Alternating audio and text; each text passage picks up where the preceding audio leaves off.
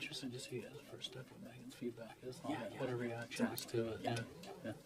Because there's also in the EDI report that Pam had prepared is about looking at outside immigration for all. We're good. We're good to go? You're good? Okay, thanks very much. Thanks for your patience, folks. We just had a couple technical difficulties with our camera equipment in the council chambers, but seeing that those have been resolved, and thanks to the staff for a quick resolution to that, I'm going to call the meeting to order. This is the regular council meeting of Queens, Region of Queens Municipality on Tuesday, February 25th at 6:05 p.m. Also like to acknowledge that we're in Mi'kma'ki, the traditional unceded territory of the Mi'kmaq people, and that we're all treaty people, and we have obligations and responsibilities as treaty people. Approval of the agenda. Council, are there any changes to the agenda as circulated for this evening's meeting? Any changes to the agenda? Seeing none, I'll look for a motion to approve the agenda circulated. Moved by Councillor Jenkins, seconded by Deputy Mayor Charlton. All those in favor? Motion carried. Councillor, are there any conflicts of interest you'd like to declare? Oh, pardon me. Pam, could you also please accept regrets from Councillor Roy? Thank you. Any declaration of any conflicts of interest, Council? Hearing none. Seeing none, I'll move ahead to the approval of the minutes for February 11th, 2025 as circulated. Any errors or omissions in the minutes from February 11th?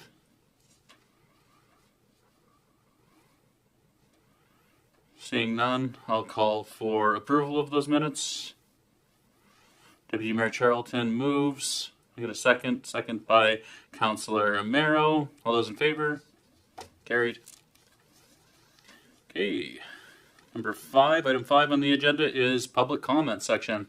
Is there any members of the public who would like to address council this evening? Go ahead. Yeah, Mr. White. Please approach the podium. If you could state your name, your community that you live in, and direct all of your comments to me as the chair of the meeting. Keep your comments respectful, and try to contain it to 5 minutes would be great. Go ahead. So just hit the you know the drill. And let's see if the camera's still working, and it is. I don't know if that's a good thing. So I'm here on behalf of Queens County ATV Association and Queens Rails to Trails Association. We'd just like to thank council for their diligence in providing the report that they had spoke to for this evening, and as well the staff that we know worked very hard on it and for the consultation that went into that report. We'd also just like to provide a very brief update. Since we last saw you on the 28th, we've commenced work on the Hunts Point Trail at a value of approximately $25,000 to begin the brushing out in there. And just today we had volunteers out and do well over $1,000 of volunteer work to begin clearing the first section of the trail by hand. So lots is going on there to help us with the eventual connection to the road trails we've asked for to get us connected to the trestle trails. So those are just a couple updates. And we'd like to say thank you for the hard work that's gone into the proposal. We look forward to hearing your comments on it this evening. Thank you. Thank you, Mr. White. Council, any questions, comments for Dave? I can attest that Dave was running a chainsaw just this afternoon. So he came into the chambers and covered in wood shavings and all wet from melted snow, etc. Thanks for your efforts carrying that work forward. Any other comments from members of the public? Call one more time. Any other comments? Okay, hearing none, we'll move on to item 6, which is delegations and presentations. I'm very pleased this evening that we're joined in council chambers by some members of the North Queens Active Living, and they're going to provide us a brief update on how things are going. If you folks want to come forward with your presentation, that'd be great at this time. Yeah, please do.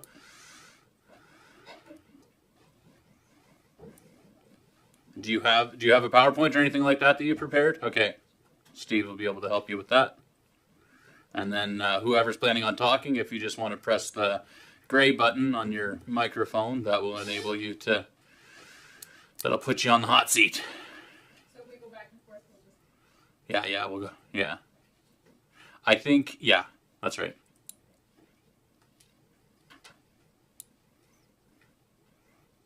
This is the funnest part of being in council chambers, playing with the buttons on the microphones. So.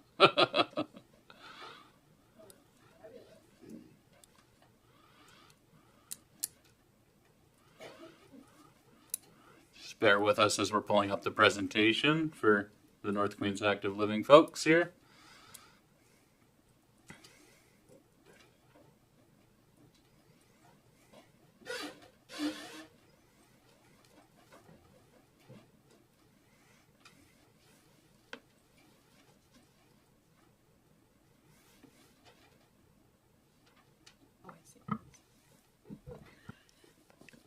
Good evening, Mayor Christian and council members. My name is Candace Fleming, and I'm a lifelong resident of North Queens, Caledonia specifically. Caledonia has always been home to me. I chose to live there with my husband Adam and raise our two sons there also, Nate and Jake. For the past 2 years, I have been the active living coordinator in North Queens. We work every day to bring more recreational opportunities to the area.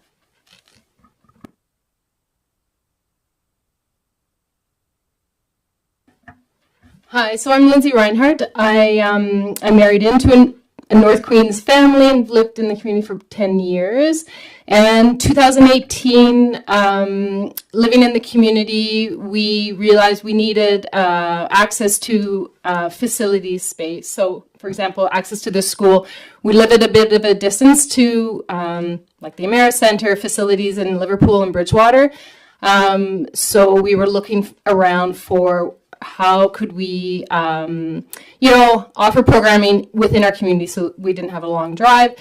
We created a steering committee 2008 and moved, along with time, we've eventually, we created a great group and we've eventually become a nonprofit organization just last year.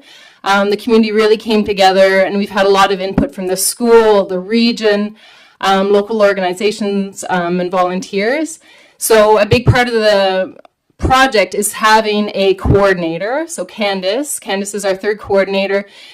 Because we're a small community making things happen, we just needed someone to sort of organize things. Even if we're just using the school or the fields, the various facilities, we're a small community, and through Facebook, word of mouth, it just takes a bit of organization. So I know we have an MPAL, but locally, folks aren't as amenable to driving to Liverpool, for example, for programming. So that's sort of the overarching idea with the programming. We just wanted to give you an update of how it's been going.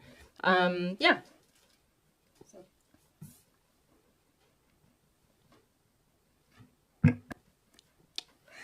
Our vision at North Queens Active Living is clear. We want North Queens residents to enjoy well-being and a deep sense of belonging.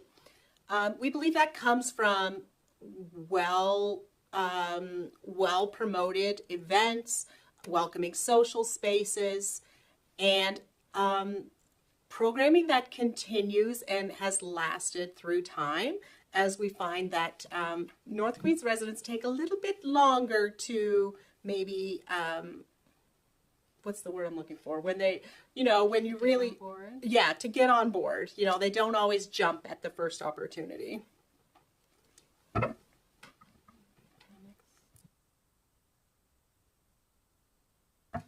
So we've had quite a few activities, and we'll sort of go through the list of what's been happening over the past couple of years. We're focusing on just really having it be community-led, sustainable, what's going to work for us locally, just to give opportunities for helping us be more active in our community. So Candace is going to go sort of through a list of the various things that we've done in the last year. Did you want to go to the next slide? Yeah. Let's do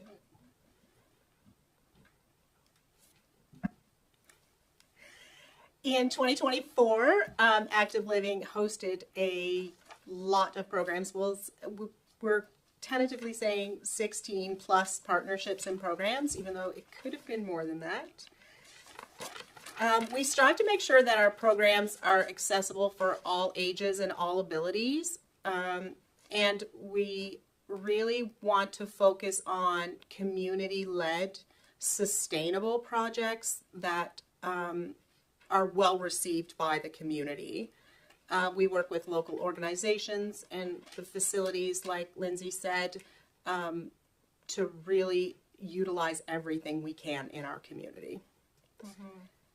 Yeah, so you can see there's a whole list from like these are really all things that we've done in the last year, from volleyball, the pickleball is super popular, softball, we've had a chess club start, easy movers, we have a ton of folks on Wednesday nights filling up the gym, the ball hot, like it's been fantastic. We've also worked, because we're a nonprofit now, to partner with the region to work on the school field behind the school, and so we're working on getting a land use agreement signed there. We've started up a community calendar, so things are happening. So if you see, these are testimonials from people who have participated in our programs. This part of the PowerPoint is really my favorite. I love to talk to people and see the feedback that they give us and how our programs have impacted their lives.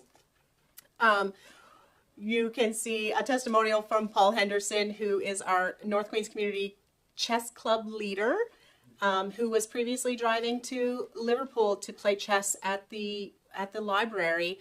But with our win $1,000 for your active living idea, we were able to, he was the winner clearly, and he chose to buy, all the chess equipment. And so now we're able to do it in our school every week. We're getting kids as young as 5 and, well into seniors. We have Yvonne Wilkins, who is one of our oldest and most loved pickleball players. They're newcomers to our community and honestly don't like to travel the roads at night. They're not used to them. They don't feel safe traveling on the roads at night. So they've really, really enjoyed having it available in our community. Otherwise, they wouldn't participate because it just would have been out of the realm. Yeah. Yeah, so it makes things possible. Carla Maloli, she's a new teacher at this school, so new in the school. She came to the we had a community potluck. We had 100 people come, like our Meet Your Neighbor event. We just wanted folk, because you'd walk into the gas station or the, well, not the gas station now, but in the grocery store, and people wouldn't necessarily recognize each other. So there's lots of new people in the community. We thought, let's have a newcomer event. Carly came and she met all these wonderful women that have sort of adopted her in the community. So, these small events that show the big heart of the community, helping people feel welcome. So it's not just, it's not just sports and volleyball, basketball, but it's also, we have a sort of a broader idea of what it means to be active and healthy in the community. I think that leads right into it. Yeah, so we got a few pictures. Yeah, so these are some pictures. These are this is a pickleball crew. Any Monday night we could have between 12 and 16 people. It's a lot of fun. Open gym happens periodically through, it happened periodically through 2024. You mostly get a range of families with small children who are looking just for a way for them to burn off their energy safely. We always get a mix, and it's always fun. It's always a good time. And this is a big piece. It's like getting access to the school, and it's the coordination piece, because the school gym is really well used. Yes. Especially now every night. This is our Meet Your Neighbor event. You'll see Wanda was up on stage there playing music. It was really beautiful, and we're planning to make it an annual event, and everyone's invited. And we've heard such lovely chatter in the community from how much pride people felt in how we showed up as a community in that event, which I thought was amazing. This is some softball pictures from the summer. This is Rose Mansfield teaching some of our younger generation some basic softball skills. Anyone who knows North Queens knows we have a baseball culture. We like to win. And so we're passing that along to the next generation. Another display of our softball pride is our seniors versus youth softball game. This happens at the end of every season, and it is a blast to watch, let me tell you. Also, the toddler multisport happens in the Harmony Ballpark field. It's a perfect location simply because it's fenced, it's safe. We throw all the toys we can find out onto the field, and they just have so much fun. And the parents connect too, really. It's a social event for the parents as much as it is for the children. Community basketball. We've seen 25 to 30 people some nights. The majority of Thursday nights, it is a younger crowd, but we're always trying to encourage more community involvement. And our beach volleyball court got a little upgrade this year. With the help of Freeman's Lumber and the North Queens Board of Trade, we were able to acquire a bleacher to put at the property, which was something that was asked of by the community. They needed a place to sit while they were there. They need somewhere to tack umbrellas for some shade. And we already have a volunteer who's set up for 2025 to host some events. So we're looking forward to that. And volleyball's been amazing because there's a family that came into the community that were really pro volleyball, and they helped get support for building this outdoor net. It's gone into the school, and it's now like a volleyball school, and they've won like provincial championships, and so it's just like really, you can really see the benefit, Yes. to getting a porta potty, for example. Like North Queens Active Living can sort of bridge those connections. So it's really great. Next year, we want to support, maintain the current programming. We've got a really creative and active board, and we've got new folks on board that are someone who's into canoeing and kayaking. So we're looking at how can we expand to the rivers and connecting with Kedji, promoting leadership and just promoting North Queens Active Living more in the community. Right. I think is where we're going. Right. And then in terms of the funding, so you can see here on the left the annual budget. A big chunk is for the leadership and coordinator, because that's a big piece of holding all these pieces together. Equipment, events and activities, and then the insurance. So we've had money from the Region of Queens and the Region Center of Education, and then there's some ongoing fundraising and user fees. We have the community behind us. We collaborate really well with this school, the region, the Board of Trade, the Fire Association, and then the provincial funders as well. And we apply for grants as well that we're eligible for. So this sort of is a snapshot of the funding that we've had and then are looking forward to have next year. And the next slide was diversified funding. So we have user fees for some of the programs. Fundraising is ongoing. And then, like I said, we do access grants and look to our local businesses for donation. Freeman's been supportive in the past. And we're really connecting with a lot of volunteers.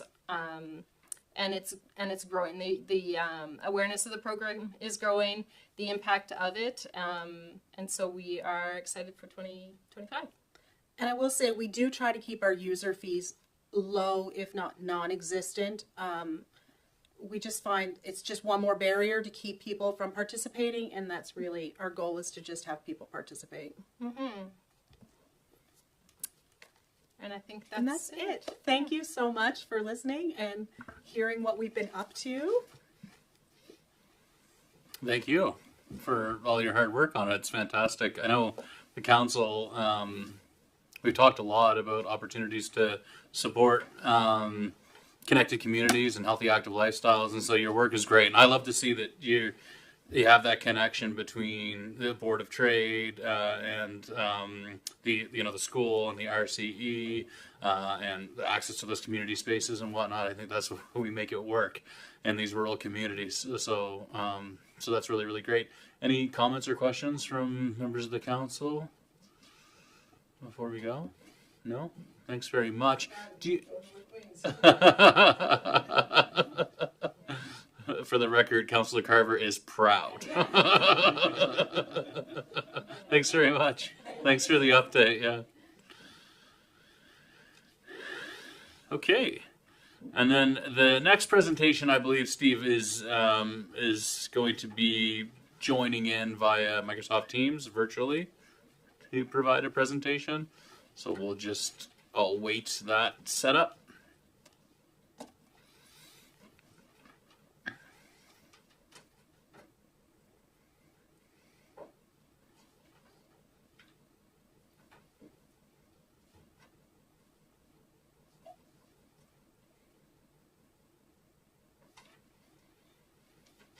And so the next presentation is the Rural Communities Foundation. Here we go. We have Hugh joining us via Teams. Good evening, Mayor, councilors, staff. Thank you very much for the opportunity.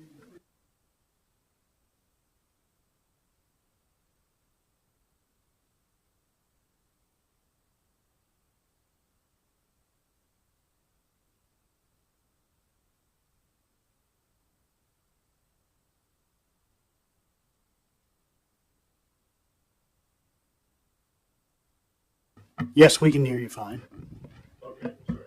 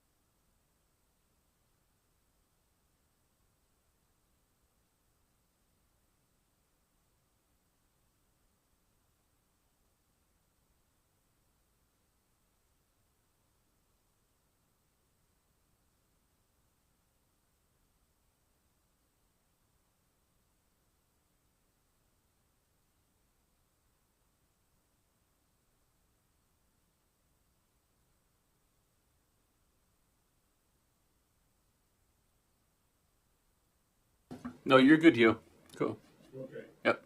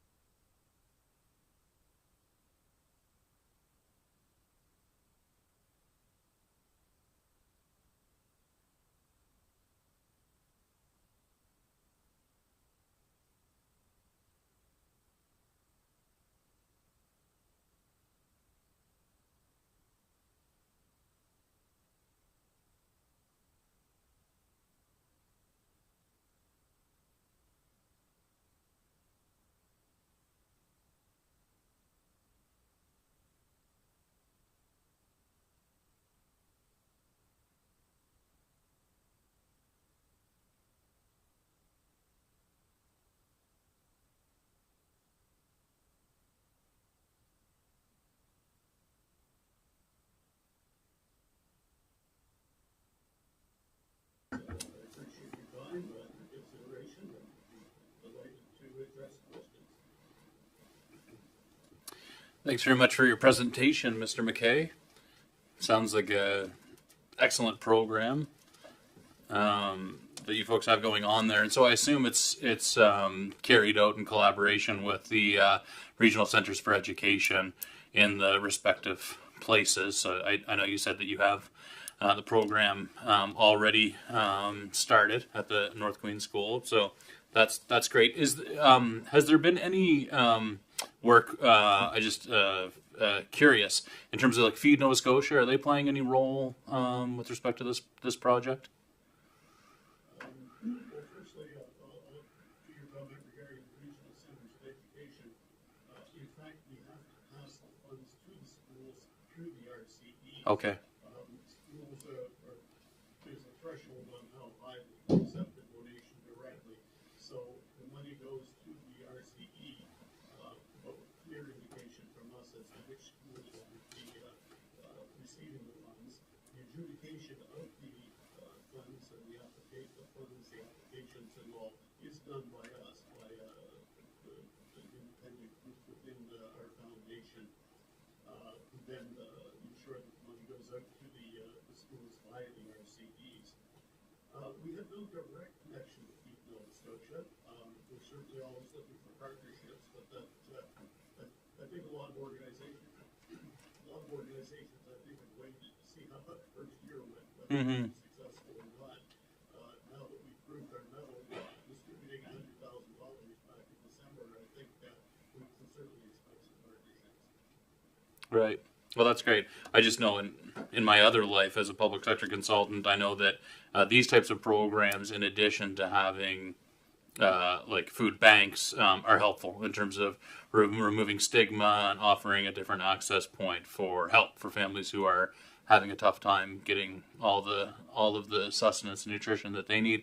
Any comments or questions for Hugh from the council? Before we move on, Deputy Mayor. Thank you. I'd just like to thank you for your efforts. Excuse me.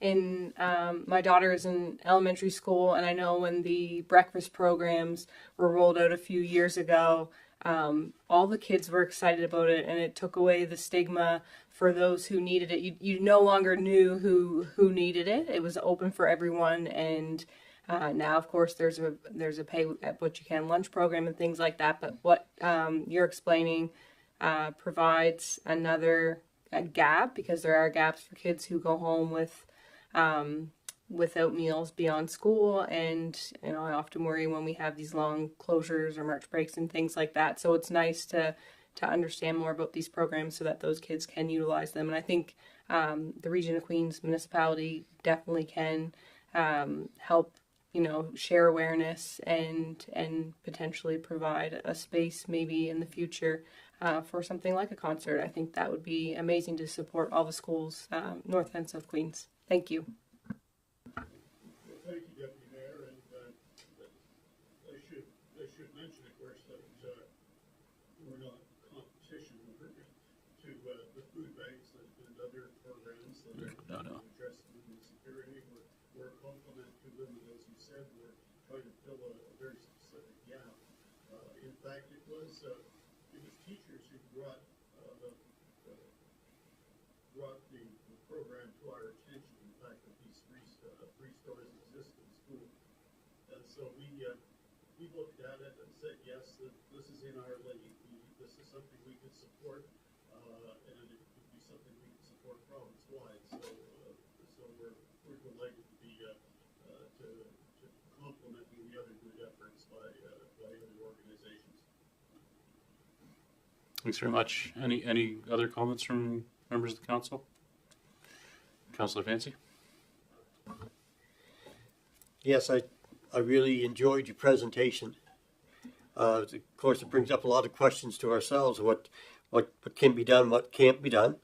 But going along with our Deputy Mayor's comment about having a concert in Queens, if we were to even consider that, what kind of approach would we do? And I guess that's who would be approach if we had to do this. That's the first thing. And then the second thing is when you were giving up the numbers before, I think you really only fulfilled about a third of the requests of the applications. So how does that go about who gets what and how, or is it spaced out as a percentage to what monies you have? Right.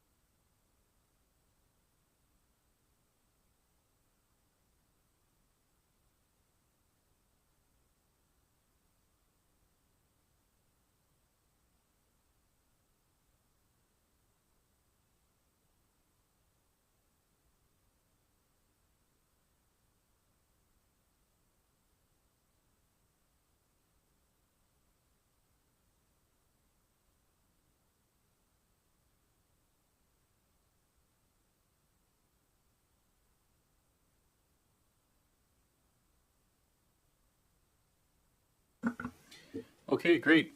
Thanks very much, Hugh. I know that it's a priority to advance community wellness and address some challenges that our residents are experiencing with respect to housing insecurity, food insecurity, and so opportunities like this, I think, are fantastic, and we will stay engaged with you for sure. So thanks very much for your presentation tonight, Mr. McKay. Well, thank you very much. Thank you very much, Mayor, Councilors, and staff. And special thanks to staff for helping make it so that. Yeah, Steve's pretty good. Thank you. Okay, great. Moving on to 7.0. So we received correspondence from Queens Community Health Board with respect to basically the walking track, or the waiving of the fee for the walking track. They received lots of good feedback on that initiative. We also sent a notice to the Minister of Justice with respect to requesting that the province identify a member from Justice to sit on the Police Advisory Board, which is required. And then we also received a letter from Minister Lohr regarding basically the province asking that we send a letter of support, or a press conference supporting their move to remove barriers to interprovincial trade and resource development in Nova Scotia. We supplementally received a letter from the president of the Nova Scotia Federation of Municipalities, Pam Mood, regarding the correspondence from Minister Lohr. I would say I'm of the opinion that I agree with the position of the NSFM with respect to the municipalities requiring more information from the province with respect to what that would mean. We sequentially have seen some legislative action before the Legislative Assembly with respect to some of these items. My sense is right now, and I'll put it to the council for discussion, but I think that our appropriate posture is to work through the NSFM, get further clarity with respect to the implications of both of the asks, and hold off in terms of any letter or any formal position from this council on behalf of the municipality with respect to the ask from Minister Lohr. I have spoken to Minister Lohr a couple times on the phone. with respect to this item, and have communicated that we need a balanced approach, that we need economic development. I also had an interview with CBC Radio with respect to this. They had reached out to various mayors and wardens to gauge feedback on the Premier's announcement to advance these files forward. But I will open it up to the council to see if there's any reaction, comments, questions with respect to the correspondence, or with respect to my posture in reacting to the correspondence thus far. I would agree with your your posturing, and I would say council should also consider position within the NSFM also on the same page, that we need to gather more information too. We're not going to totally agree until our municipality is satisfied. That's right. Either way, and for the record, I think Bill 1 is kind of dangerous, and we definitely need more information before we assume a position. Any further discussion from council on any of the correspondence that we received? Okay. Thank you, Councillor Wenzel. So I'll move on to committee reports. So you don't have any committee reports on the agenda for this evening. Madam Clerk, you're going to present an update on the EDI plan, and so that is committee work that I'm involved with. But so the EDI plan update will come under unfinished business, not at this point in the agenda. Councillor Fancy. Yes, I didn't ask beforehand, but I'd like to give a fire chief's committee report. Fire committee report? Yes. Yeah. I guess I'll just ask of the council, is everybody in favor of Councillor Fancy tabling a report, an update on the fire committee work at this time? Okay, go ahead, Councillor Fancy. Okay, I put everything down in point form. We had on February 11th, the same evening of our last council meeting, we had our fire services committee meeting. And it was good because we had all the fire chiefs here, which doesn't always happen, but that was good. So some of the highlights of it were that they were wanting to know when the new EMO coordinator was going to be put in place, because they had some other things that they wanted to do once he comes in place. They want to meet with the person once they're hired and put in place to find a direction of which way they're going to go, because it's always seemed to be that nobody seemed to have a clear direction. The relationship between the EMO coordinator and the fire department was a concern. It has been a concern in the past, so they want to be able to look at that and be able to understand it better. And once the EMO coordinator's in, they want to have a fire services exercise. They were looking at one last year. We were even talking about having one up by the hospital to be able to see how things would take place. But this is all waiting upon the new EMO coordinator. It was presented a draft October 24th. Was written up. The safety audit report presented to the fire chief for accuracy and for any additions. So they took those home with them to be able to look at them and see if they have anything they want to bring back, and they'll bring that back next meeting. The current agreement with Valley Communication expires on March the 31st, and that needs to be renewed. Then the next thing was the region to consider purchasing a fit test machine. They've had problems before where some of the groups would try to get fit tested, and it just didn't. Things didn't never get coordinated right. So they'd like to have a fit test machine that they could all be able to use and be able to keep up on it, because sometimes they just don't. They get missed out on, and they're going at fires without fit test. They should be. They want to report back on the dry hydrants, because they've put them through a couple different times, and it was supposed to get done, and it never got done because there's always other things going on. But they want to get some of the dry hydrants are not working properly. Some of them have multiple connections, and there's air leaks through it, and they're just not getting the pressure. And so every time, too, that when these get put off, they have to make another application for to be able to do this, and it costs them money. So they're losing money through these times, and then they have to go do it again. So they want to get us to collect everything together and get things done in a timely manner. We talked also too about the cell tower in Greenfield. It's being worked on, so it's not just a stagnant thing that's supposed to be completed. They said that we need a new mutual aid agreement with other fire departments. So they'd like to see the region create a blank one that they can be able to all sign, so they'll be able to understand when they go into somebody else's department or whatever it may be, that they were first off allowed, and then they know everything what's going on. So they were looking for a mutual aid agreement from the region to be able to, a blank one to be able to use for different areas. They need better communication between the region and the fire chiefs. Sometimes when things have taken place in the past, they learn things too late, and they need to get up on top of that, so to be able to not go with the EMO coordinator, but the region itself needs to be up on this with the fire chiefs. They would like also a list of approved contractors if machineries were required to assist with the fire. We had the one over here in the bottom of School Street, and they had to have, I forget what it was now, excavator. They had, and it was all of a sudden they said, we got to collapse this in. And so now you say, what do you do? Well, they come to the region. Well, you don't know what to do.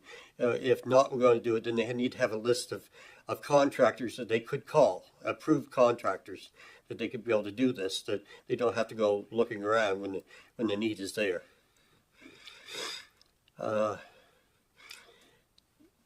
Clearing away snow from the fire hydrants. A lot of times snow gets built up and they're not getting taken away. Who should do it? It's just as long as it's understood who does it and they clear it away, so you don't have to get in there and then find out they can't get at the hydrants because they're not being looked after. And the other request was for a dry hydrant to be installed behind the North Queens Nursing Home down by the lake, so they could be able to get at easier. I think they had asked for that before, and it's anyway. That's what they'd like to have that. Next meeting is Tuesday, March the 11th at 7 p.m. And I think it's going to be at the Greenfield Fire Hall. That's it. Thank you, Councillor Fancy. Any questions for Councillor Fancy on the report?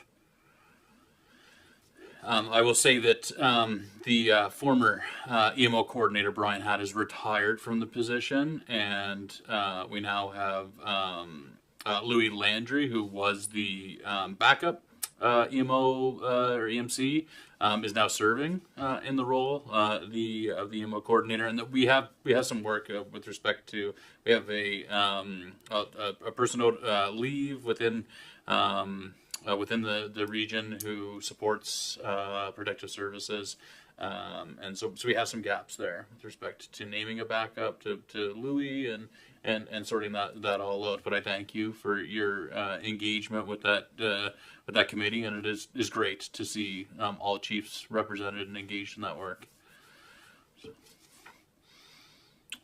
Okay, so moving on to unfinished business. So thanks to staff for the preparation of various reports. The first item of business is the ATV road trails report. And I'm not sure, Dan, did you want to speak to it?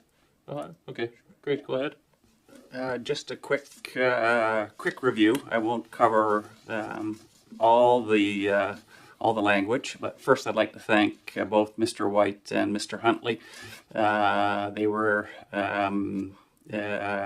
certainly they reviewed the draft report before it came to council, provided lots of encouragement, information, and really appreciate their participation. Thank you.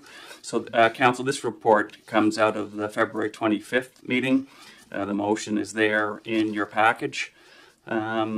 At that same meeting, a presentation was made to council from the Queen's ATV Association and the Queen's Rails to Trails Association. They identified, the extensive regulatory framework that exists in the Road Trails Act and the Off-Highway Vehicle Act. I've touched on some of the highlights there, that the requirements for a driver's license, insurance, registration, safety training are some of the examples that the drivers need to have. Some of the other regulatory items are that speed limit maximum of 25 kilometers an hour on road trails has been established. Noise limits have been established. Manufacturers' noise levels are the noise levels permitted. And the time of day for travel, half hour between the hours, half hour before dawn and half hour after dusk. But there's many other regulatory items in that extensive framework. Had a brief discussion with the executive director of the ATV Association of Nova Scotia, and one of the items that I've noted here is that it's anticipated that the provincial government will soon have a released policy framework for the Road Trails Act. It's likely to include elements such as sight distances and the types of roads that would be eligible, provincial roads that would be eligible related to things like speed limits and sight distances. I have noted that it may be the decision of council to establish their own policy framework for road trails. And certainly staff believe that the provincial policy framework will be important to look at in terms of potential guidance for any municipal policy framework. There are bylaw powers for municipalities in the Road Trails Act, and I've enumerated the areas that council may establish or include in their bylaw. There are some bylaws now in place. I've identified the town of Oxford, Yarmouth, and Digby have very similar bylaws. As I understand it, they essentially, in their bylaw, adopt the Road Trails Act as the regulatory framework and don't add any additional requirements. And list the roads that are approved municipal road trails in their municipality. I've included Oxford as one example in your package. HRM also has bylaws a little more extensive. It includes components related to the process to designate road trails, the responsibilities of not-for-profit organizations, and the role of the municipal engineer. And the HRM Council has retained the responsibility to designate the road trails or repeal designated road trails. So the road trail proposal that's under immediate consideration is the Trestle Trail to Bristol Avenue. So the road trails that would be required for that initiative are West Street here to Harley Humphrey Drive, a little section of George Street, and a diversion that was noted we'll call it a diversion on King Street and Lawrence Street, to avoid a section of the Trestle Trail that there may be a conflict of use that is desirable to avoid. I've enumerated the street crossings. Our Director of Public Works did provide some considerations in terms of assessing road crossings. That would be important to do that with respect to both the angle of approach and the angle of departure point. So I think that's the steepness of the shoulder. Sight distance, winter use considerations. This is a winter where we have some snow piles on the side of roads, so that's is that something that needs attention or not? I would note that I've learned that snowmobiles are not permitted on road trails. So originally I was of the understanding that they could be involved, but they're not eligible vehicles for road trails. There would be some assessment of the trail surface that would be used just to determine if there's any, appropriate improvements to the trail. In terms of the trestle trail, there's an existing letter of authority that is in your package. It's with the Queens Rails to Trails Association. It enumerates kind of the responsibilities of the association and the municipality. The municipality also has, with respect to this proposal, there's a right-of-way at the end of the trestle trail as it reaches Bristol, where the municipality only currently has right-of-way and easement related to pedestrians. So it's a surface walking trail, so that would need to be looked at. In terms of potential next steps, I know the associations, have been would advocate for an ad hoc advisory committee. The potential mandate of the committee have identified to kind of determine roles of responsibilities. What the municipality would be responsible for? What would the associations be responsible for? The types of items that probably would be worthwhile discussion include construction, maintenance, signage, education, etc. Some discussion probably and advice to council on community engagement would be important. What does community engagement look like? Who's responsible for that? And perhaps the development of a municipal policy framework would be worthwhile. And just planning and budgeting. Gave a suggested or potential committee membership for your consideration, a combination of council members, municipal staff, association members, perhaps a business community member. One of the objectives, in addition to trail-to-trail connectivity, one of the objectives is trail to services. So maybe there's an interest there. Don't have budget impacts at this time. It's mostly kind of in-kind and staff time, but it's anticipated there likely would be some costs related to maintenance. So I think that that covers the staff reports. Happy to answer any questions and turn it over to council.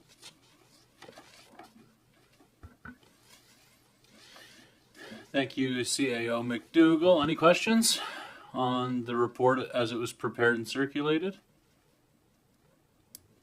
Any questions? Councilor Mero? It says here under the existing trestle trail letter of authority, and it says authority for a multi-use trail would be required.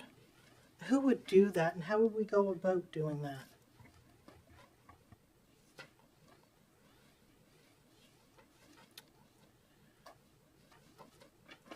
Where are you seeing that?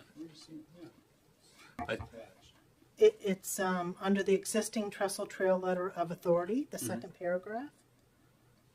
Okay, see in the agreement? Yeah, it's in the staff report there. It's in the last pages.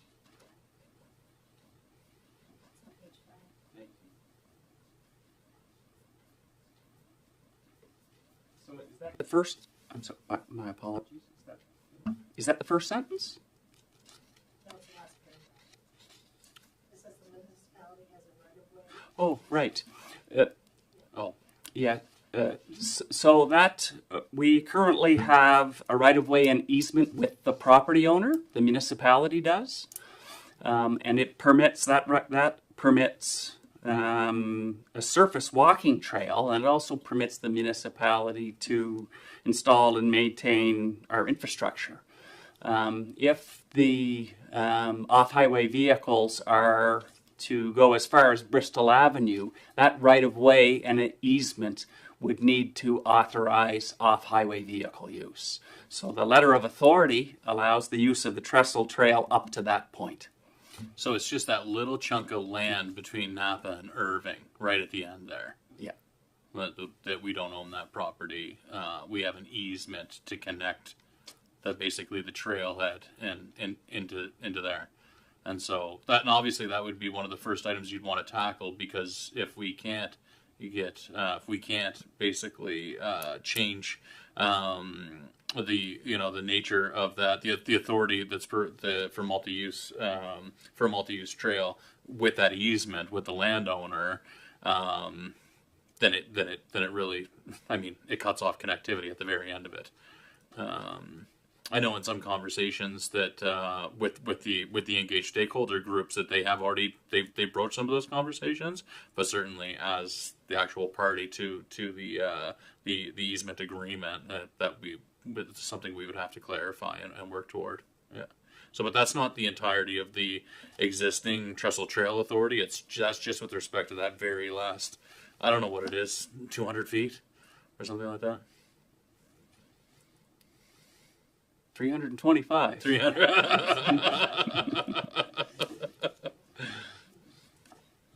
Any other questions from council? Thanks very much for the report, Deputy Mayor Charlton. Just a question to our CAO. Is the ad hoc committee something that you are recommending as the best way forward to be able to flush all of these things out through the various stakeholders and council?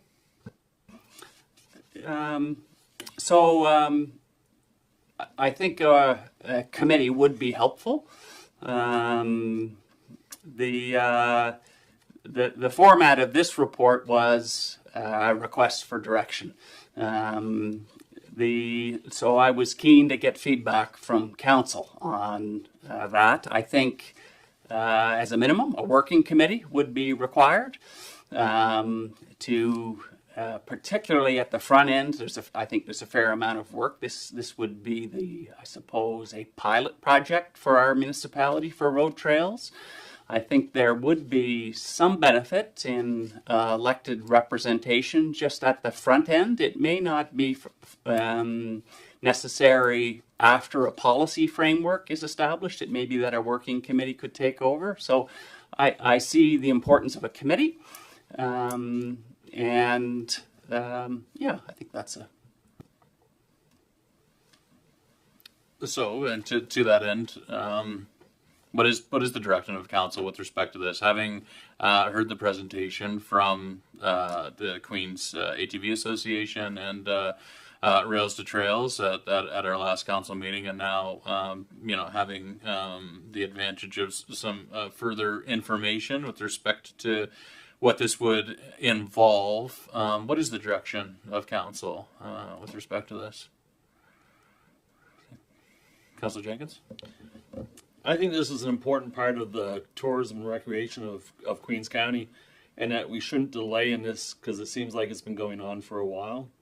And I think we should get a move on it. A committee sounds like the right way to go with it, and start moving forward with it so that the ATV Association and the users can make use of a good thing.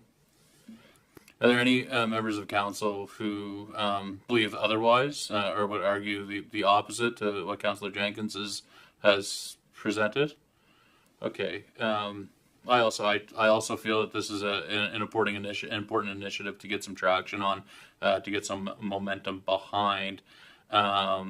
And so perhaps I'd ask for a motion that the Council Region of Queens Municipality direct staff to strike an advisory group consisting of staff, a member of council, impacted community organizations for the purposes of developing the recommended timelines and foreseeable costs to execute on some of these items that were identified, including a community engagement strategy, requirements assessment for built environment, and establishing the policy framework or bylaw requirements to facilitate that West Street to Bristol Avenue via the Trestle Trail connection. Is there any? Okay, so that is so moved by Councillor Romero. Can I get a second? Pardon? Pardon? Okay, well. I can repeat it if you'd like, Deputy Mayor Charlton. Are there, okay, so seconded by Deputy Mayor Charlton. A further discussion or debate on the motion? Are there any amendments to the long-winded motion? But basically to strike a committee with a membership of at least I'm willing to be the member of council if we don't find another person to appoint to it. I agree with our CAO that there is an importance of having the representation of an elected official in this council, at least in the initial and this is an ad hoc committee that we're not talking about setting up a committee of council that will meet in perpetuity, but it is ad hoc and with the specific purpose of taking this work to the next step to identify the timelines and costs associated with doing the engagement that we know we need to do with the community, understanding the assessments, the requirements to the built environment, and then what policy framework and bylaws have to stem from it, really just to get some meaningful action on this, to allocate those staff resources to it. Any further discussion or debate on it? Hearing none, I'll ask the question. All those in favor of the motion? Carried. Thanks, folks. Okay, 9.2 is the trunk paving report. I will invite Director Grant to present. Hey, Adam. Good morning.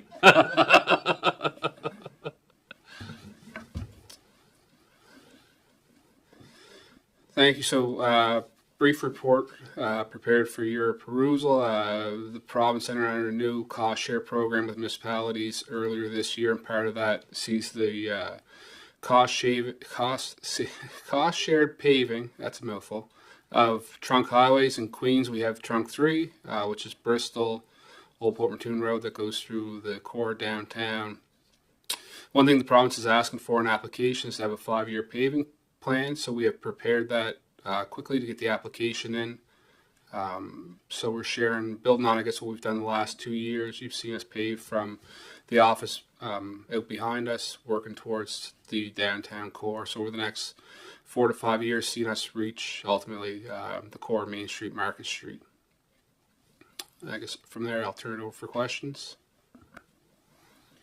Thanks, Director Grant. Questions from Council? Councilor Jenkins? Director Grant, on your 5-year layout for the planning of paving, it has the Class D estimate is 125,000 for the Meadow Pond. Is that 125,000 to the region, or is 50% of that what the region is entitled to? So the cost in the application is the entire cost of the project. So 50% of that would be the burden of the municipality. So 62.5 in the next fiscal. Okay, another question is last year's paving was under budget. I believe, didn't the council have to allow for more money to do the paving? What I think you're referring to is the J-class paving that come in, which is a separate program with the province. Thank you. Any other questions, Council? So my understanding, Director Grant, is that this was already part of the plan in terms of the number 3 as it's going through Liverpool, that we were planning on replacing these elements, and that now, or these chunks, sort of these segments, bit by bit, but now with the province bringing that trunk, that cost sharing for trunk paving back online, now we have an opportunity to recover 50% of our costs associated with those associated with that paving. Yeah, that's correct. So part of our strategic paving program will be going through town. It's fortunate that the program will offer us hopefully 50% of that cost to be recovered. Okay. Thanks very much. I will look for a motion from council to receive the report titled Trunk Paving for information. Moved by Councillor Jenkins, seconded by Councillor Wenzel. Any further debate or discussion?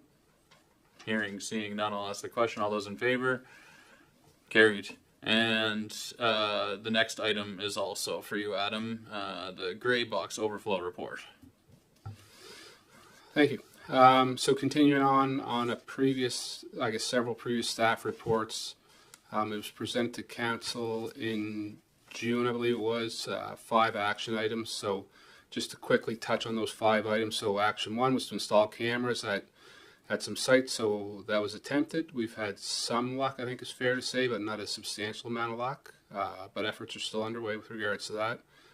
Action 2 was to attempt to capture license plates so that the offenders could be tracked down and attempt to, I guess, prosecute them in that manner. In progress. Action 3, to add additional gray boxes at sites to reduce the amount of overflows. So we have done that in 1 or 2 sites. We've managed it closely. Over the years, we haven't seen a real substantial impact with I guess the amount of gray boxes at any particular site. It still seems like people will choose sometimes just to throw it in front of the box as opposed to open the lid, put it inside. So that's ongoing. On number 4, as far as exploring alternate locations, so we have worked with the contractor. We have a cost proposal that will come to council through budget deliberations that could take effect next year, which would be taking 11 sites and expand them to other sites. We'd have to look through land use agreements to get them off the public road more so and onto a more private portion. So I'll be coming back in the following weeks. And item number 5 was to increase collection at some gray box sites, which has been done. The 6 sites listed there have been upgraded from 1 service a week to 3 services a week. And I guess the final thing kind of in the report to recognize, over the last 12 months, we've only received 5 complaints from the public. And I think council would disagree that that's maybe not as accurate as what they hear about. So if you're getting complaints, please by all means refer them to the Citizen Reporter tool, which is found on our website. The QR code's there. That way we can get them in, we can track them, and we can work with the resident or the complainant on a resolution. If we don't have the information, we can't fix the problem. Further to that, so we're still working internally. We're going to update the P&E at all the sites and new signs, get them all consistent. There's a lot of signs at a lot of the sites that are just redundant, not necessary. As well as looking at different ways to deliver the collection program at those sites. So are the boxes the right size, the right model, the right color? Can we change the openness to try to limit how much inappropriate dumping is happening? Can we build in recording devices right into them so we see who's using them, who's not using them, that kind of stuff. So there is a lot of items still in progress. So if there's any questions. Thank you, Director Grant. I'm assuming Councillor Jenkins has something to say about this item. I've had a lot of phone calls about them, but I must say that I think there's no phone calls with the extra pickups. It was just those few times I think that we had a miscommunication of when the pickups were supposed to happen. Only thing I get comments about now is the amount of garbage around them. But like you mentioned, it doesn't matter how many gray boxes you have there. If you have somebody who's inclined, they just dump it and run, and it doesn't matter what you have there. That's not going to fix that. So I think generally the increased frequency has helped quite a bit. Thank you. Yeah, and it was noted there was a good hiccup, I guess, at the start. We've rebounded from that, and collection is continuing on. One of the things we're working on is trying to balance out how many homes are collected on each box and on each private road to try to get a consistent delivery in place. So right now there's no rhyme or reason. It seems like the box has just been deployed over the years as a remedy as opposed to a way to repair it. So if anybody has suggestions, by all means, they're free to report them to us. I think our biggest problem in the LaBelle area is you have so many people coming in from outside, and it's free dumping. So that's exactly what they do. It's they leave their homes in Halifax, and I've seen it myself, and they arrive at the cottage. The first stop is to empty their trunk or the back of their truck in one of those gray boxes, which limits what the residents can actually do there. And I know in your report you said that there's various pieces of information at the sites and the super site. Some of it's helpful, some of it's not as helpful. I'm wondering if we could tack on, like, you're this close to our dump. Don't dump it here. You're actually in pretty close proximity to a dump where you can dump for free. But yeah.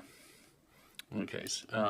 Yeah, and that's fair. I mean, I guess that's information that doesn't get out effectively enough for free visits to the landfill every month for every resident of Queens County. You just have to show proof of your ID. Right.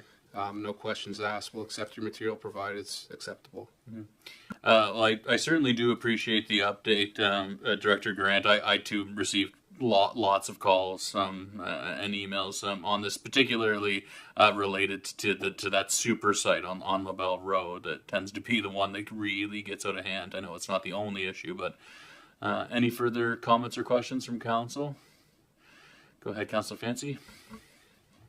It doesn't say, what I'm saying is not directly related to the gray box, but I still believe that we should consider having a day during the year or 2 days during the year of giving away things free that you can put up on the road. I know Lunenburg does that. We kind of said we're going to stay away from that because we were scared of liability, somebody picking something up, and so because we're going along with it. But I think that sometimes that if somebody could have something back there that they may, if they know it's going to go out, that's a free day, that maybe they'll set it out there to be taken. You know, and I'm not saying that's a cure for it, but every little bit helps that we can be able to get some of these things that may not be thrown out, that might be actually laid out for somebody to take. Thanks, Councillor Fancy. Councillor Jenkins. I know that at the sites back in LaBelle, there's people regularly go clean up those sites. And that's half the problem with the garbage, is they're in such a hurry to do it. They're ripping bags apart, seeing what's in them and going to the next bag. So for us to have a day out there, I don't think we need it because they do it every day anyway. Any other questions or comments with respect to this? I think it's great. We'll look forward to some of the other information that's going to come forward in advance of our budget deliberations with respect to this item. But thanks very much, Director Grant, for the report. I will look for a motion that the Council of Region of Queens Municipality receive the report titled Grey Box Overflow Update for Information. Moved by Councillor Jenkins, seconded by Deputy Mayor Charlton. Sorry, Councillor Carver, you got beat to the punch there. All those in favor? Carried. Thanks again. Okay, 9.4 is the EDI plan update. Madam Clerk, want to...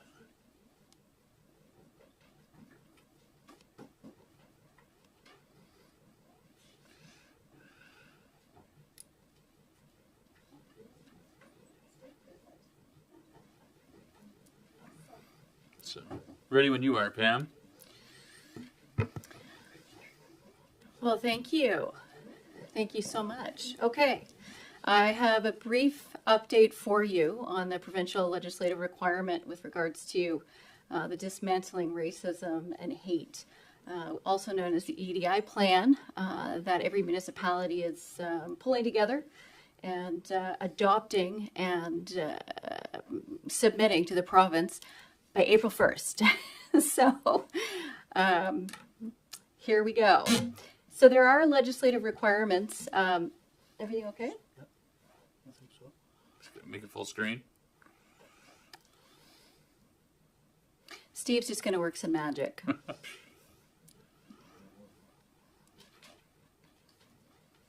Or will he? What's going on?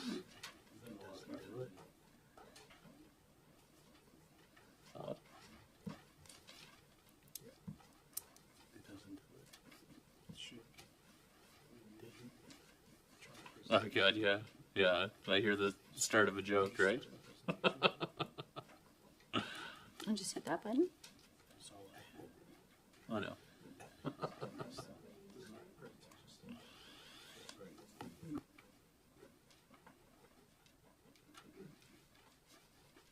So while I will say, while we're trying to figure out how to get this presentation on the screen, I will just say that over the last few weeks, I guess 2 months, I've been able to go through the last 4 years of documentation and work that's been done here at the Region of Queens by the diversity coordinators that we've had. Exceptional staff who have moved on to other projects and other work. But that being said, I've been working with the Association of Municipal Administrators of Nova Scotia, as they've been helping municipalities across the province bring these plans together.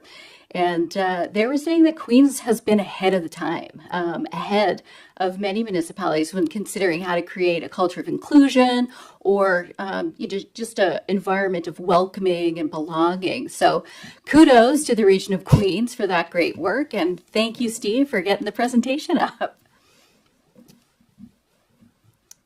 There's a funny window here, though. Okay, so the background on this. So we know that we've got a legislative requirement to meet by April the 1st. We do have an advisory committee that's been struck. That advisory committee met in January. But just dipping back to 2020, so this council adopted policy number 87, which is recreation for all, and as well as the municipal government for all vision framework. So those two pieces actually sit on our website and form pieces of the accessibility plan as well as our culture of inclusion plan that's in development. But in 2021, the council adopted that municipal accessibility plan, and that runs until 2030. So it had these long-term visions over a period of 10 years. An external survey was launched to gather data on residents' perspectives with regards to equity, diversity, and inclusion. And then in 2022, there was an internal EDI survey that was launched by staff. That was done through the diversity coordinator. And the province enacted at that time the Dismantling Racism and Hate Act. And this diversity coordinator, which is Eric Levy, he actually worked with staff to do training on site, to work with directors and managers and staff in general to understand how do we create more equity in the workplace to create a culture of belonging. And in 2023, the Diversity Inclusion Coordinator surveyed municipal employees. So this internal work to get a sense of the landscape here. What could we be doing better? What are we doing that's great job, but maybe we need to kick it up in gear a little bit? What ways can we actually advance diversity inclusion within our staff? So that was a great opportunity in 2023. But recently, the municipalities were advised by the province of this deadline of April 1st. So all 49 municipalities across the province are scrambling to meet this deadline. We've got 1 month left, and hopefully by March 25th, we'll be able to adopt this new plan. Now, the Association of Municipal Administrators, as I mentioned before, has been tapped on the shoulder by the province to help municipalities with this work, because there's a lot of analysis, self-assessments, understanding from a resource perspective, how do we actually resource this within our own workplace, and as well assist nonprofit organizations and community groups to be able to work with us and support them. And so Queens, unfortunately, at the time in November 2024, wasn't able to attend the Equity and Anti-Racism Symposium that was held. But that was really a great learning environment. But AMANS, the Association of Municipal Administrators, has pulled all of that work and all of that feedback and built templates and assessment tools and so on. And they have that on a Municipal Ideas website. So that's been a really good resource for all of us to kind of go to and learn a little bit more about this work. So in January 2025, the Region of Queens EDI Committee, also known as the Dismantling Racism and Hate Committee, met to review the legislative obligations, talk about the timeline and the various different pieces of work. So that was at the end of January. We'll meet again on March 4th. But during the month of February, here's the presentation to you to let you know what our priorities and process is.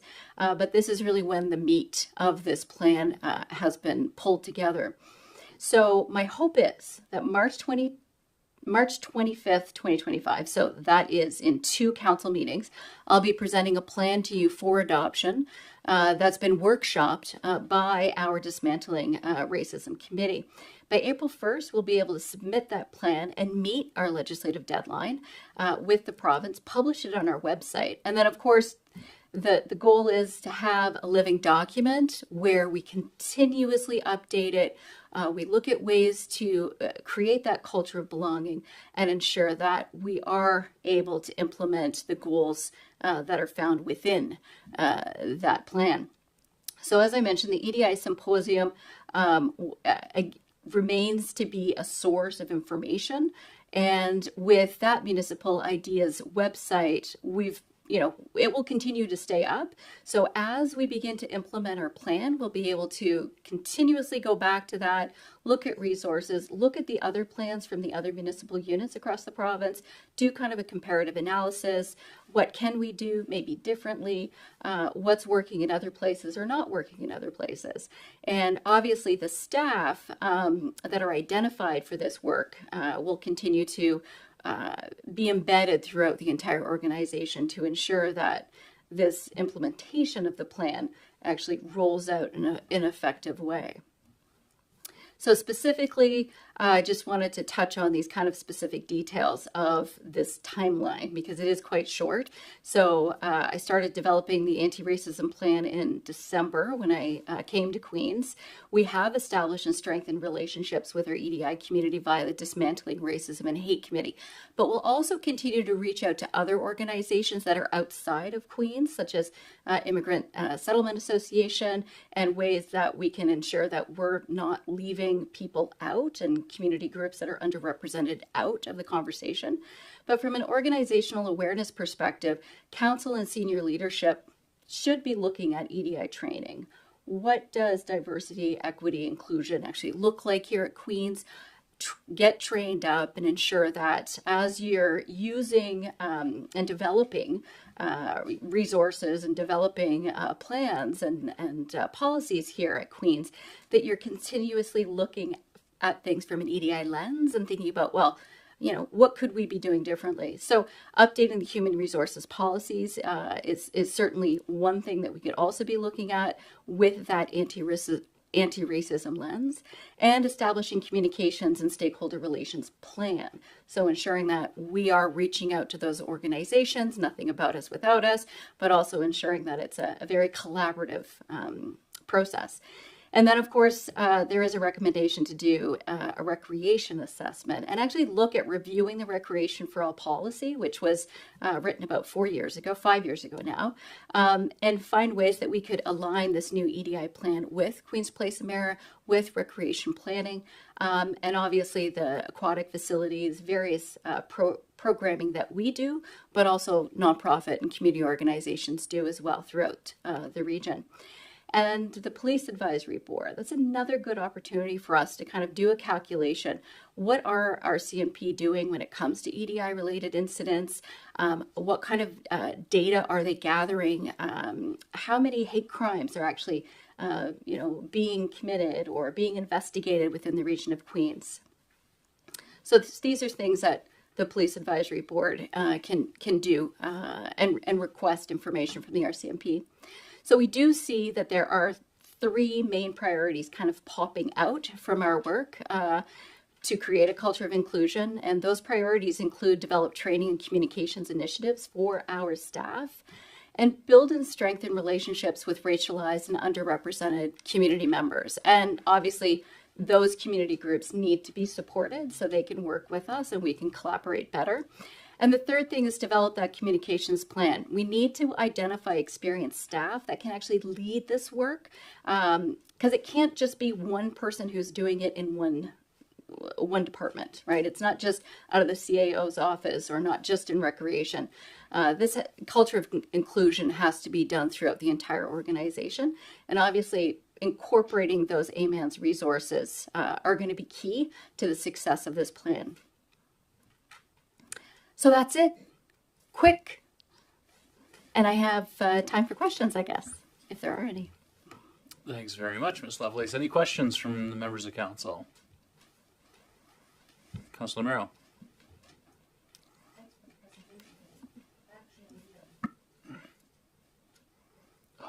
Thank you for the presentation. Actually, council did do some EDI training and informative sessions with Eric Levy. And I think that would be great with this council. We had some lunch sessions, and it was very productive. Thank you.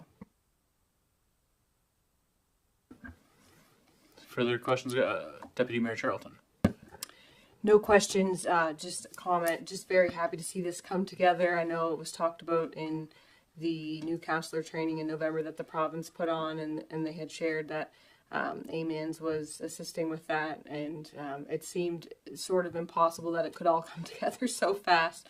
I do know at the NSFM conference at the end of November, there were a lot of municipalities, people who were speaking on behalf of municipalities, that they were concerned that the April 1st deadline was impossible to meet, and the speakers on behalf of the province were saying that we don't need, this immaculate plan. We just need to know that you have started it and that it is a living document, and that you will address it, because there was just a lot of angst in the room about having to have it all figured out by April 1st, and they assured us that that wasn't their expectation. So I just wanted to note that. But thank you for your work. I appreciate it. Yeah, and I think certainly in discussion with the committee, I'm happy to sit on this committee as well. I think I'm the interim chair of the committee or something like that.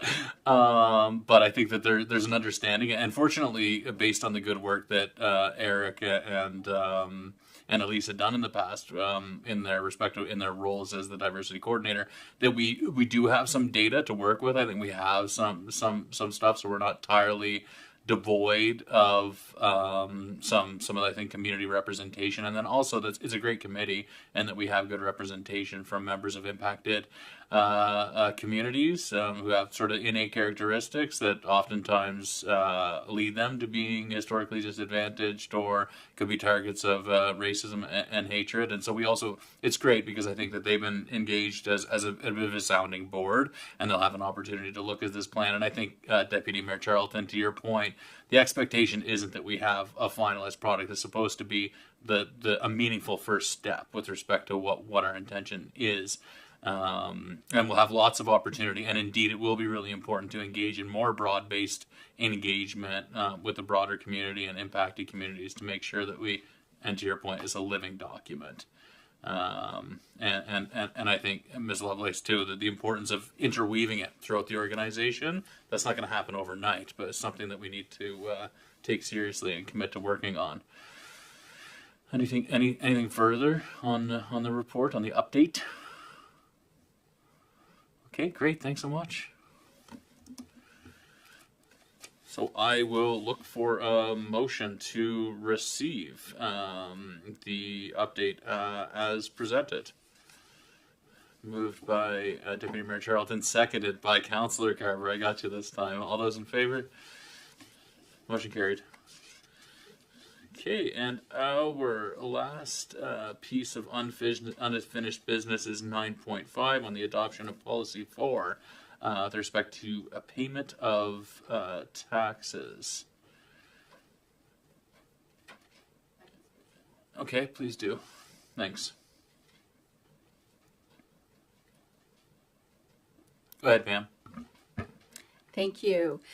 So this policy was updated previously in September 2024, and as the staff report indicates, the motion was that the Council of the Region of Queens Municipality amend Policy 4, Payment and Taxes Policy as outlined in the report, which was specific to one change, which was to remove the 12% annual fee to only include the 1% monthly interest, which would be compounded from month to month. So it was a very minor change.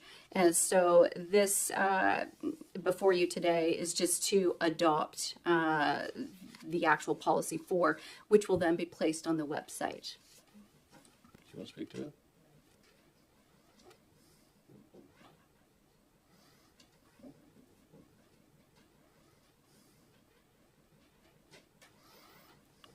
So Director Vino is just coming for clarification.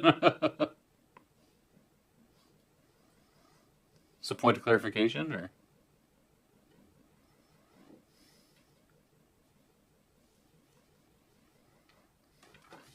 I apologize. I should have reviewed the report before. So it's my recollection that this amendment was brought forward actually by a resident at the time who had paid his taxes in full but made an error, and the taxes were applied to like another tax account. He had multiple properties. And so he came to council and said, I paid my taxes, you have my money. But when we sent out the first statement, there was interest on one of the properties because he hadn't paid it. He made an error when he did his banking, which everybody can do, we're all human. And so he brought it to council because when he spoke to myself and the CAO at the time, I said, we as staff we operate as council's discretion, so we have to follow the policy. So he came to council and he explained to council, and then I suggested that we do the amendment, and that was the amendment. I'm honestly, Pam, I'm not sure where the monthly interest came. But the amendment was about charging, be giving staff and the CAO the discretion not to charge interest if someone paid like their taxes on their utility account. So once that was recognized by finance staff, we had the discretion to fix it and to remove the interest. So the substantive amendment to policy 4 that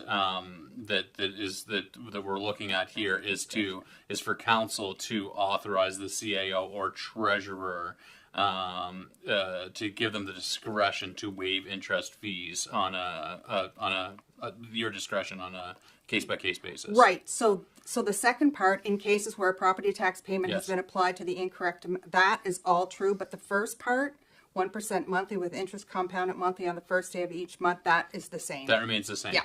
Okay, so the Yeah. substantive amendment is about authorizing the CAO and treasurer to waive interest fees on overdue accounts at their discretion. It used to say 12%. Is that right? Okay. 12 months. Okay. Yeah, 12%. Okay. Thanks for that. Okay. Okay. So we're just asking you to adopt policy for payment of taxes as presented and Yep. as amended on September 10th, 2024. Great. So I will look for a motion that the Council Region of Queens Municipality adopt the revised policy for payment of taxes dated February 25th, 2025. Moved by Councillor Jenkins, seconded by Councillor Mero. Any discussion, debate on the, Deputy Mayor Charlton? Thank you. I was a little bit confused by this as well because I had thought that we had taken care of this before, so I didn't know if it was just hadn't come back and it was just a housekeeping issue, and then was a little bit confused by the interest part as well. But that I do, as a previous council member, I do recall the way that the policy was worded before. Our Director of Finance, our CAO, actually, to Director Vino's point, they couldn't do anything about it. It had to come to council. And it was just a small revision so that in a case like that where it was just an error, it made sense that they could be authorized.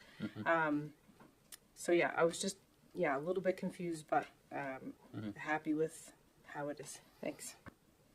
Yeah, so just to clarify, the substantive amendment to policy 4 is to authorize the CAO and treasurer to waive interest fees on overdue accounts at their discretion. Are there any members of council who would like to debate in the contrary and don't feel that we as a council should be authorizing the CAO and treasurer with that type of discretion in these instances?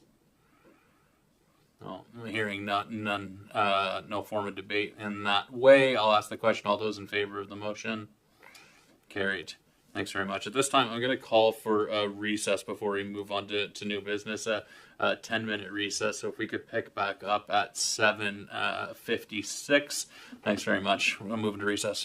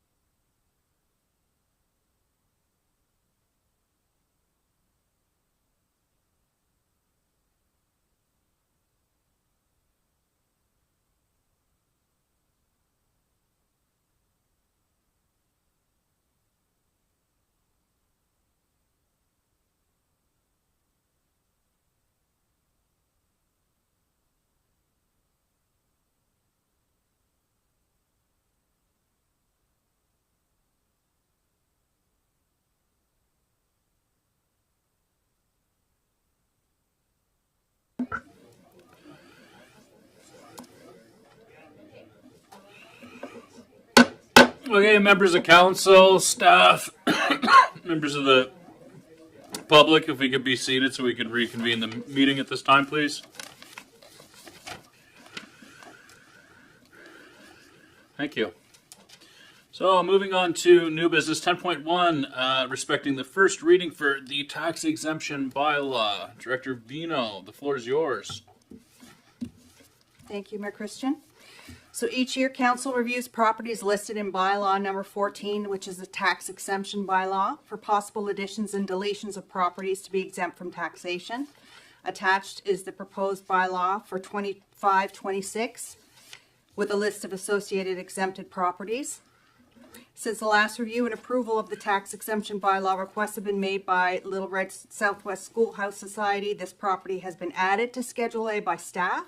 In the proposed bylaw, the Little Red Southwest Schoolhouse Society is requesting the exemption for the hall property located at 946 Central Port Mattoon Road, Southwest Port Mattoon. We did have one property that was removed because it changed ownership, which was a piece of resource property that was owned by Southwest Nova Biosphere. So that has been removed from this year's list, and it was on last year's list. In terms of context, we're looking at less than $500 for each in terms of the change of costs of this taxable tax exemption bylaw. There's very little specifics given in the bylaw. Staff just refer to the MGA in terms of what qualifies and what does not. Does council have any questions?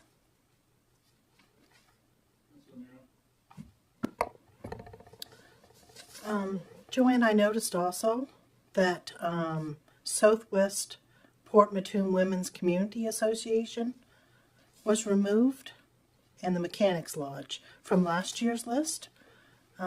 Could you just tell me why those two are gone as well? I think they were removed from last year. The reason why I say that is because I asked the tax clerk specifically what was removed the year, like in so this time last year, and she specifically mentioned the Mechanics Lodge, but I can certainly, this is why it's a first reading. If council wants to make any changes to the list, we can do it.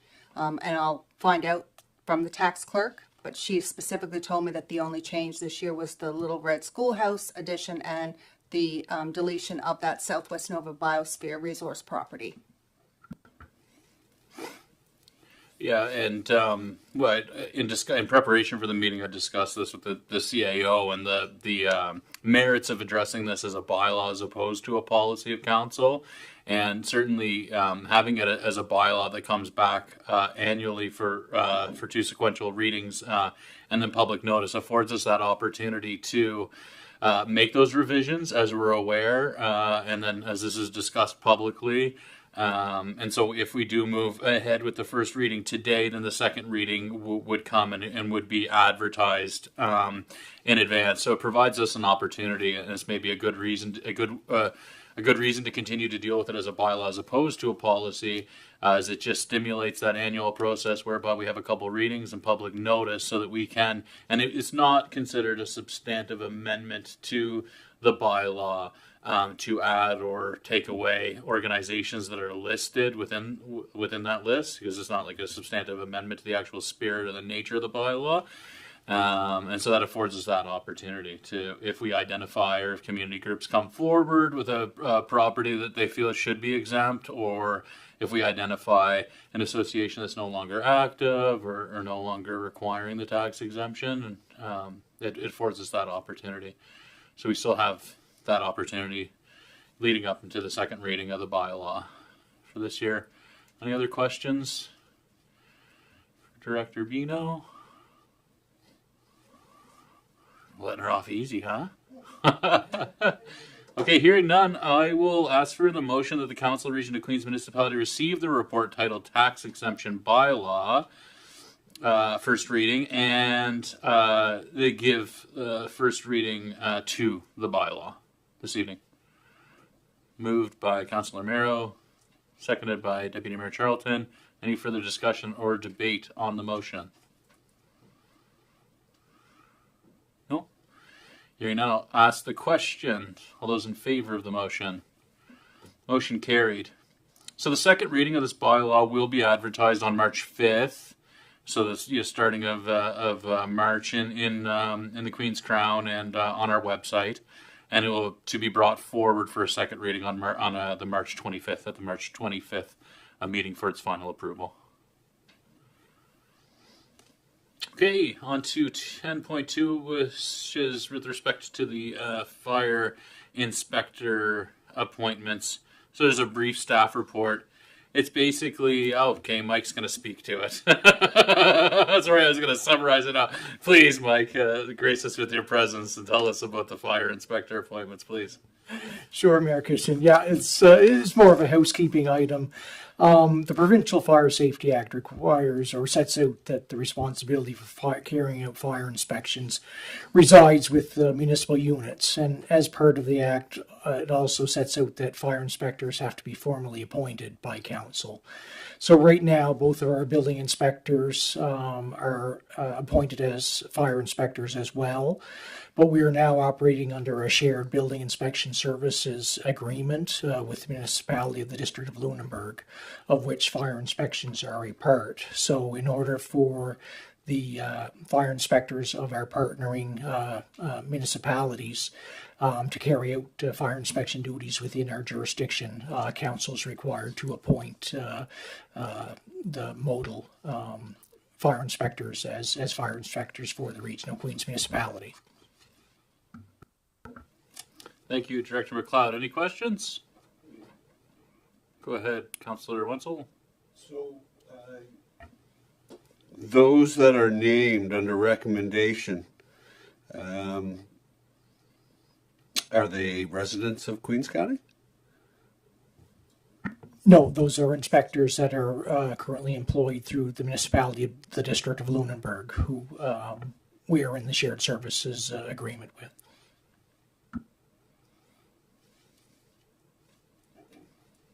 Any further questions?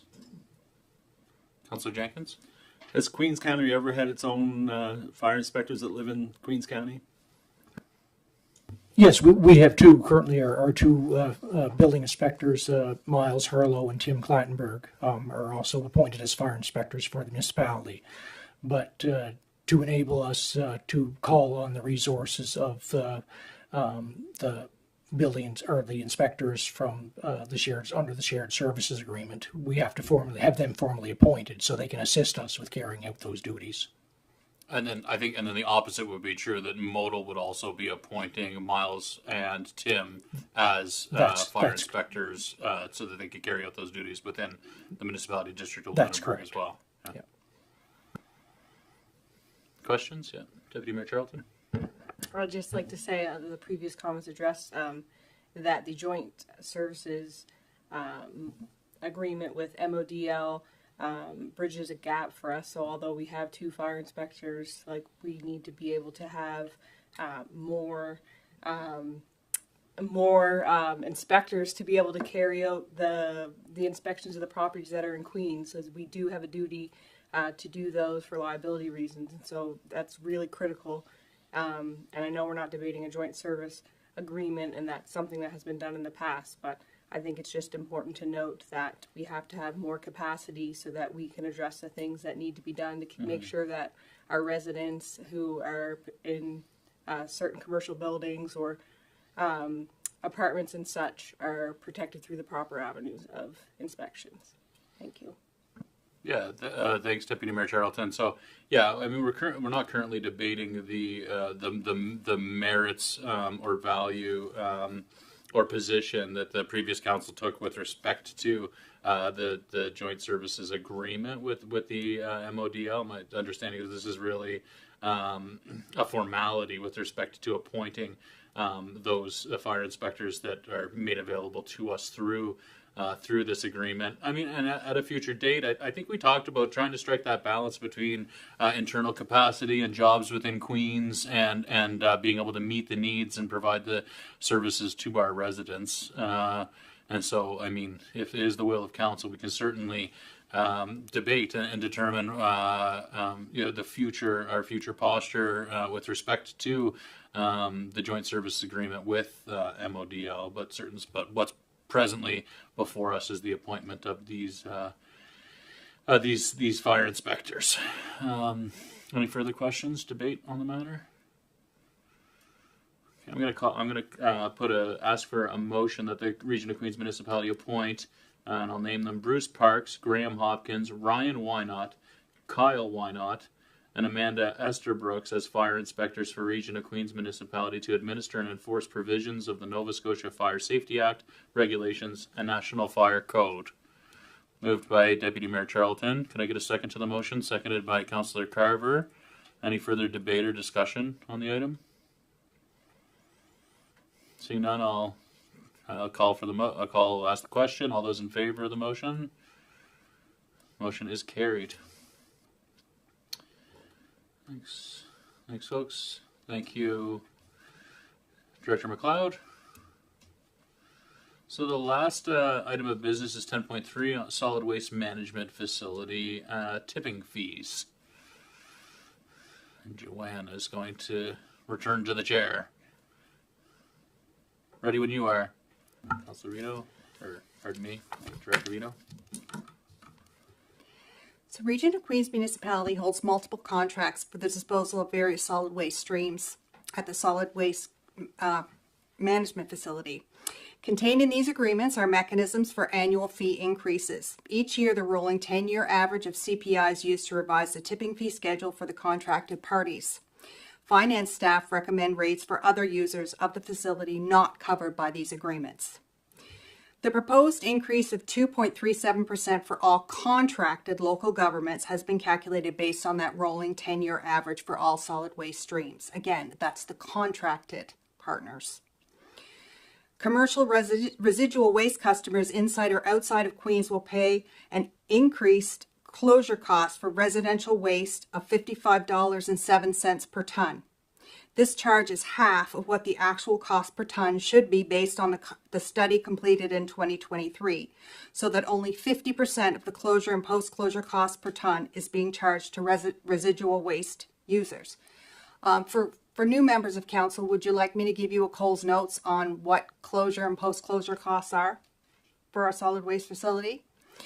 So, as you know, as a municipal unit, we own a solid waste facility. So we have a regulatory and I would say also ethical obligation to make sure that there's enough money put aside that when that landfill is finished, it's full, we have enough money to close it using the proper environmental and regulatory standards, and also monitor it for 30 years. So as you can imagine, that's a significant amount of money. Director Grant and I worked very closely with the consultants in 2023 to do a very robust study of the landfill and its capacity. So what I do every year is I take the tonnage that's left, so the capacity that's left to fill in the landfill, and I divide that number of tons by the costs that are associated with both the closure and the post-closure, okay? So before, just to give you some perspective, when I began here in 2021, the post-closure was $18,333. Last year, we bumped it up to $450,000 that was paid by the taxpayers of the Region of Queens. So it was significantly underfunded. So we're playing catch up here. So staff did not recommend that the users, the non-contracted users, pay 100% because it makes it cost prohibitive to them for them to use the landfill. So we as staff recommended the 50%. When we get into budget deliberations, council will decide if you feel that you need to top up that 50% when we have that budget conversation, or if you want to scale it back. That's not a staff decision, that's a council decision. So we'll have a more robust discussion then. What we're talking about today is council comfortable with the 20% increase that staff has recommended? We know we've got significantly increased labor costs because we have the new IBEW collective agreement. We also have seen significant increases in operational costs, including significant safety costs that we've had to factor in. So those are some of the things that were factored in when I presented these tipping fees for a 20% increase. And I did run them by Director Grant just to make sure that he was comfortable with the numbers. So other waste streams have been increased by 20% to reflect the increase in labor and supply costs to operate the solid waste facility. The closure and post-closure rates associated with these other streams have only been increased 20%. Increasing them to the 5507 rate per ton would make using the facility cost prohibitive. We've also increased the sewage disposal rate by 20%. Septic disposal is part of our wastewater management system and is not related to the solid waste facility. However, it is included in the schedule for awareness for contractors and the public. Thank you, Director Vito. Any questions? The report is circulated. Any questions, Council? Hearing none, I'll call for a motion based on the recommendation as put forth by staff with respect to this item, that the Council of Region of Queens Municipality receive the report titled Solid Waste Management Facility Tipping Fees and approve the tipping fee schedule for the 25-26 fiscal year as presented. Moved by Councillor Wenzel. Could I get a second, please? Seconded by Councillor Carver. Any discussion or debate on the business item? All those in favor? Motion carried. Thank you.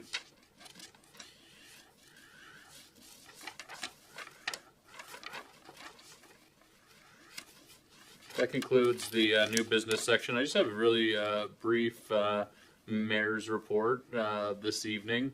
Just a couple items to update the council on. On February 18th, the CAO selection committee met in my absence because I was stuck in St. John with all the bloody ice. But to identify elements of the job ad to be used for recruitment of our next permanent CAO, a draft job ad has been reviewed and validated by the members of the committee and will be now circulated with all members of the council for feedback, with the intention to post the position and the competition by the end of this week. Thanks very much, Mr. DeVoe, for your comments with respect to the approach to CAO selection. We are taking strides to ensure that there is check marks and points throughout the process that all members of council are participating in the selection of our next CAO, and that the candidate that we ultimately hire, that all members of council have had an opportunity to meet that individual and to weigh in on who is the top choice candidate for that position. On Saturday, February 22nd, marked the reopening of the Thomas H. Rattle Library at the new location here on Harley Humphrey Drive. Certainly, I want to thank the staff, both within the region of Queens Municipality and the South Shore libraries, as well as committee members within the community for their efforts and contributions to the project. I mean, council's contemplating if this is the appropriate location for the library. Clearly, we've received a lot of feedback, including from Ashley, who is the head librarian and CEO of South Shore Libraries, with respect to identifying that this isn't necessarily the ideal location for a community library. But I think it's appropriate at this time that we explore avenues and opportunities to make this library in this iteration of the library in its present location all that it can be, certainly for the time being. I'll highlight the initial collaborative undertaking between Queens County Transit and the South Shore Public Libraries to provide accessible transportation. I believe it's on Tuesdays from 10 to 1 or 2. And that's a bit of a pilot project with opportunities potentially for expansion of that program. That's really about, it's, I think, a meaningful first step and a good example of how we can explore creative solutions to try to remove barriers and promote use of the library in that location. And again, I think that we need to continue to explore what we can do and what opportunities we can find to optimizing on that location. and that's not to say that we aren't entertaining further conversations and discussions about other community spaces that would be appropriate as a location for a library. February 24th, CAO McDougall and I, that was yesterday, I believe, Dan, if you could confirm, met with the IBEW representatives, two representatives, to continue to strengthen the working relationship that we have with the union and to identify opportunities to best support the unionized staff within our organization moving forward. In the term of this council, we are going to have another negotiation of a collective agreement. That's important, but it's also important that we just iron out a good, constructive working relationship with the IBEW just to work through items as they come up with the staff who are unionized. That's it for me. Any comments, questions, concerns with respect to my report this evening? Okay. Right, hearing none, I'll move on to 12. Any business from members of council this evening? Any business from members of council who'd like to table at this time? Okay, hearing none. I am, as the next order of business, going to ask for a motion to move into closed session, but I just want to make it known to the public that our stream of the public meeting is going to end once we move into closed session. Typically, we come back into a public meeting for the purposes of adjourning. We don't suspect there's going to be any substantive motions coming out of the closed session this evening, and just out of respect for our staff's time and the fact that it's 8:20 p.m., we are going to end the stream upon moving into closed session this evening. Of course, the official record of this public meeting is always available in the form of the approved minutes from the meeting. And so any business items that follow the closed session will be accounted for there. Okay, with that, I will ask for a motion to move into closed session at this time. Moved by Councillor Carver, seconded by Councillor Merrow. Thanks very much, and good evening.